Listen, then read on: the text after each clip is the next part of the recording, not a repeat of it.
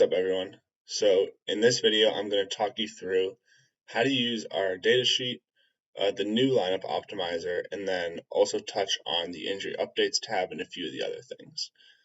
So the goal of this video is to really get you ready to use the workbook yourself, talk you through everything you're going to need to know to go ahead and do that.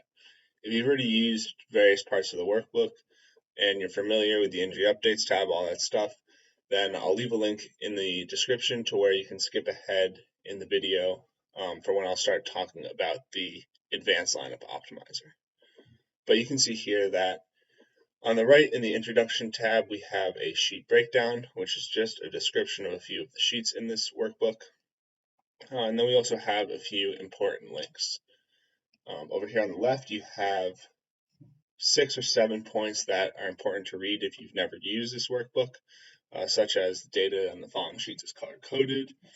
If you want more detailed explanations, you can click on various header cells and columns like this.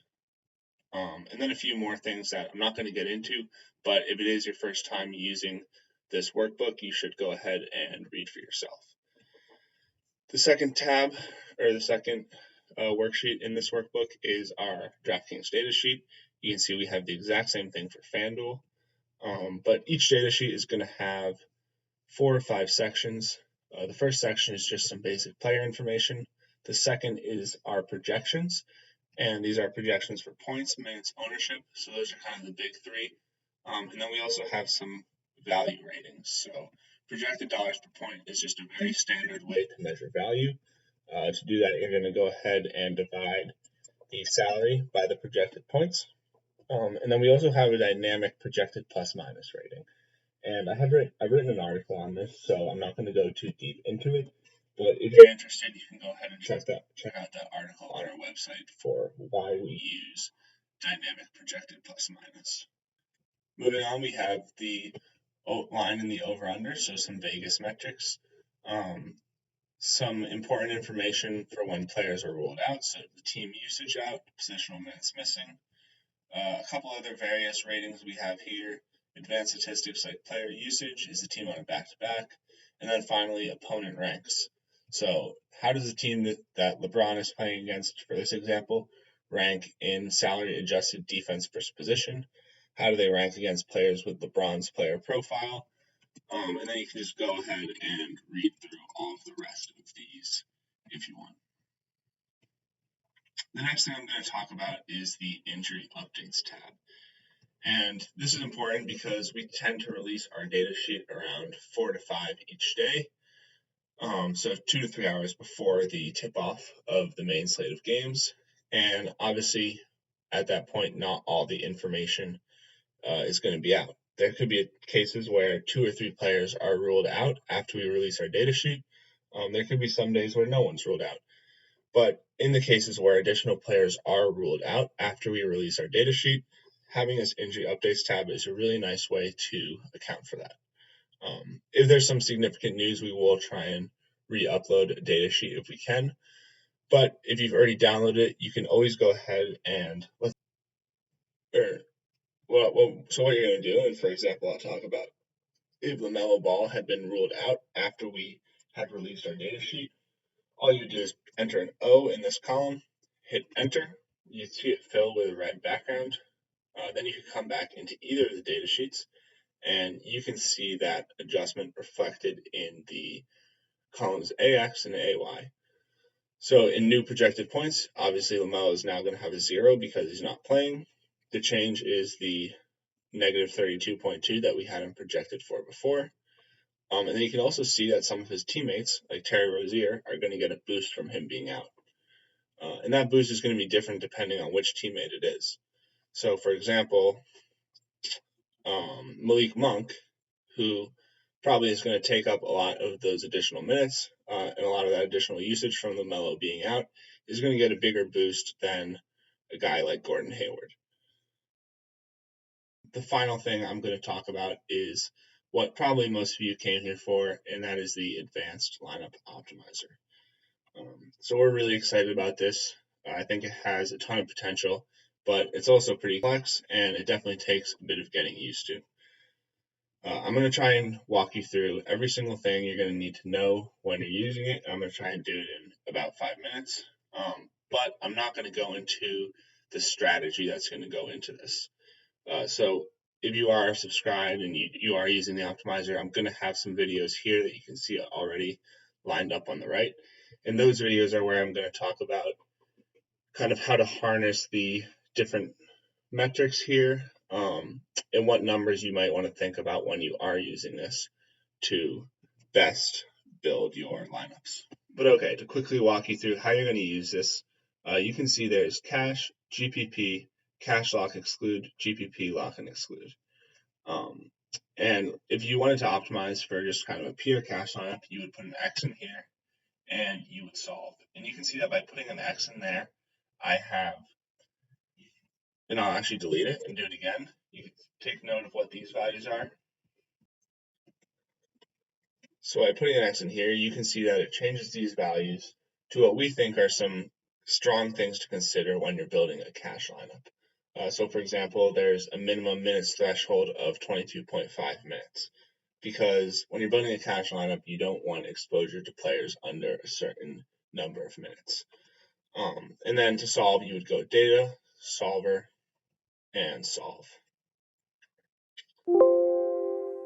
And then let's say you wanted to optimize for GPP lineup instead, you would hit X in here, data, solver, and solve. And you can see these are going to be two entirely different lineups after they're solved. And so one thing that you're going to have to note if you have been using the optimizer before is that if you do have an X in one of these two boxes, locking in players is going to be different. So let's say I have an X in the GPP lineup. I can't go ahead and put a Y here anymore. You can see that that won't go over into the real locks. What I have to do is I have to type the name of the player I want to lock in my GPP lineup here. So I can type Jimmy Butler, and then I can hit Y, and you can see now he's locked under our real locks column. Same thing for cash lineups. So each day we'll probably put a couple guys preloaded into the document in both the cash locks and the GPP locks.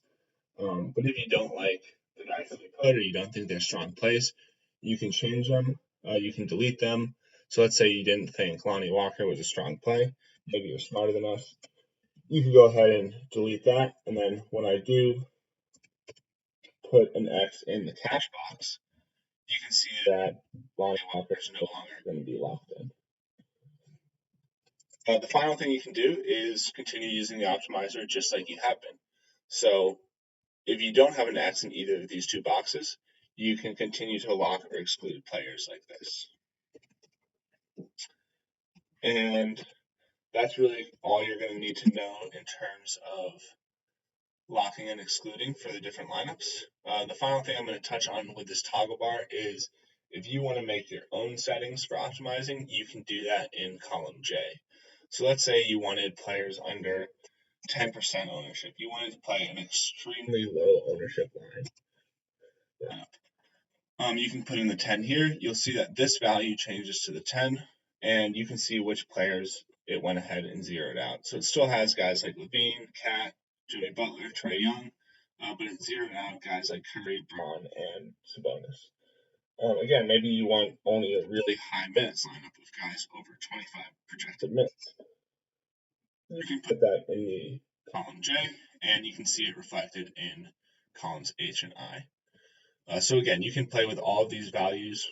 The only ones that might be a bit confusing are usage from player profile or value from player profile. So what this is we look at, we create a player profile of every player based on the way they score points, the way they score their actual NBA, the way they score their. So what this is we create a player profile for every player in the NBA based on the way they score their points and the way they score their fantasy points. So what I mean by that is if LeBron is scoring the majority of his points this season from in the paint and behind the arc, then we would classify him as a 3-and-key scorer. And then if he's scoring the majority of his fantasy points from points and assists, we would say maybe he's an all-around fantasy point scorer or something like that if he was also getting some rebounds. So that's just a very brief example of how we would create a player profile. And then what we would do is we would look at, if LeBron's playing the Hawks, for example, we would look at how the Hawks have done this season against players with the same exact player profile as LeBron. So maybe someone like Tatum, he probably doesn't, but maybe someone like Tatum would have the same player profile as someone like, I'm trying to think of a good example, someone like Brandon Ingram. When we're looking at Tatum and thinking about his matchup, we want to know how players who play just like Tatum, and maybe Brandon Ingram could be an example, have done against the team that Tatum is playing against.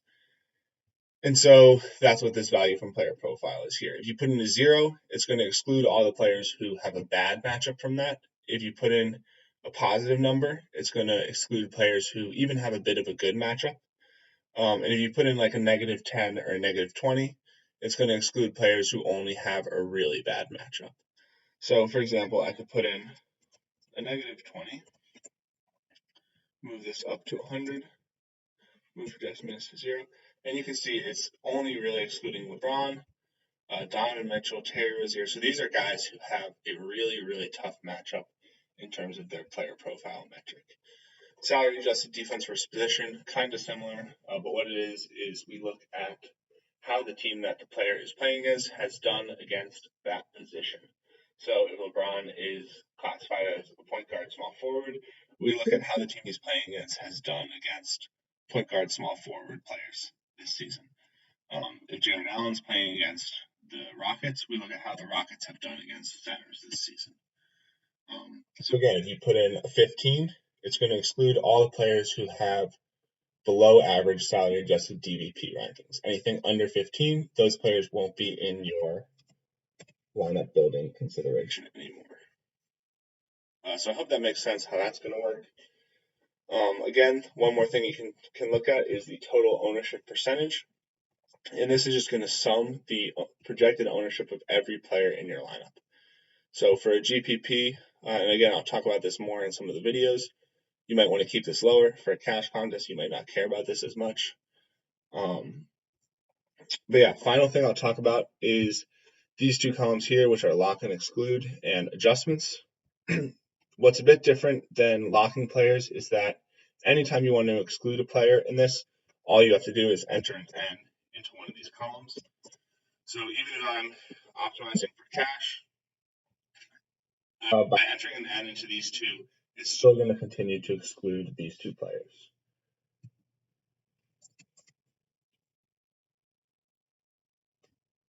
Finally, you can come over here and you can make custom adjustments to a player's projected points if you want. So I'll change this back to -100. But let's say I really thought that I really thought Analytic City was misvaluing Zach LaVine tonight. I thought he was going to have a much better night. I could input a 5, and you could see in column M, his new projected points are 5 higher than his old projected points. In this column is what the optimizer uses to create your optimal lineup. So keep in mind that when you are making the adjustments, it's going to be reflected in your optimal lineup. Anyways, I hope this was clear. The other thing we have is the tiers optimizer. This is pretty self-explanatory. Do make sure that you clear out all your settings before using the tiers optimizer, because if you haven't, then the tiers optimizer is still going to take those settings into account. But all you're going to do here is you're going to go up to solver, and you're going to hit solve, and it will give you the tiers optimal lineup. I hope that video made sense. Again, I didn't go too much into the strategy you can use when you're using this optimizer, which I'm pretty excited to make a video on. But I still think kind of even just being able to see this in action is pretty exciting. I hope you guys are excited for this as I am, and I'll see you guys in the next one.